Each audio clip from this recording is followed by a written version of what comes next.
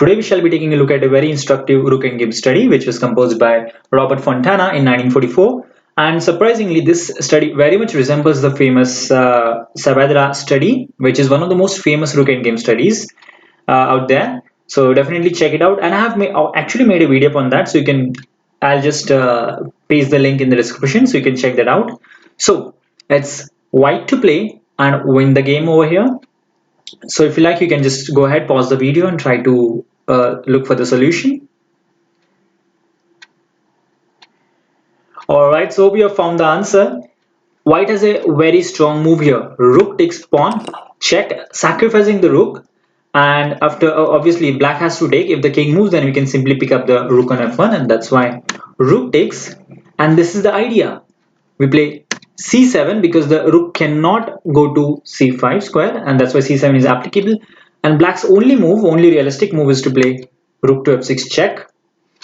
And now again, white should not play something like king to c5. For example, if king c5, there is rook to f1, and when you promote to a queen, black has rook c1 check, picking up the queen. And that's why white should very carefully choose his move. Anything like, again, king to e5 is a blunder because of rook to c6, stopping the promotion. And that's why the only correct move for white is to play king to d5, again controlling the c6 square and threatening to promote the pawn. Black's only move is to play rook to f5 check. Again, going to e4 is a mistake because of rook c5, and going somewhere like rook c4 is again fails to rook f1, and when you promote, black has this rook c1 check, picking up the queen. And that's why white should again continue with king to d4, and now rook check.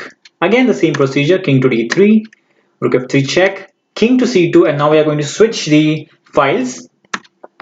Rook to f2 check, king b3, rook f3 check, king steps up the board. And again, you can see the rook cannot really stop the pawn by anything like rook c5 stuff. And that's why the only move again is to play rook to f6. And here is the idea of white's whole maneuvering. He plays king to b7. And as you can see, there is a king on f7. And that's why white, the rook cannot go on at the f7 square. And that's why the pawn can no longer be stopped from promotion. So the only thing that black can try is to play this, and after promotion you have some checks, but well, white simply climbs up the ladder, and this is completely winning.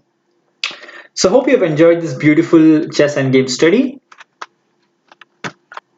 The main thing to take from this study was this point where white sacrifices the rook and takes advantage of the fact that black's rook cannot make use of the c5 square, and the rest was rather simple. And you just switch the files, and once king b7 is played, then you promote and there is easy win.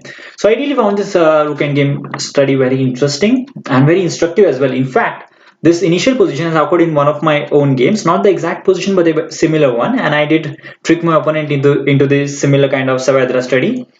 So a very applicable and practical endgame study. So thank you for watching, and do subscribe to my YouTube channel. Bye.